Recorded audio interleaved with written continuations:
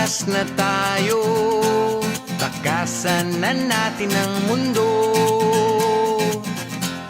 Magtago papalayo sa mas tahimik at payapang mundo.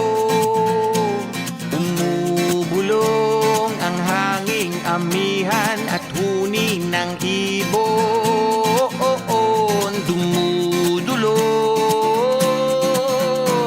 at tinatawag na tayo ng bundok.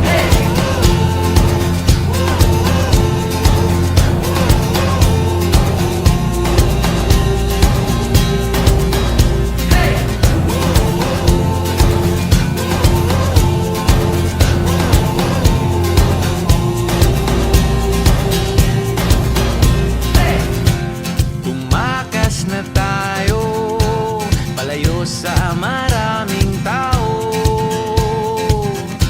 Tumiwalay at magtago sa maingay at malabong mundo. Bumubulong ang hanging habagat at hampas ng alon. Dumudulog at niyayakag na tayo ng karagatan.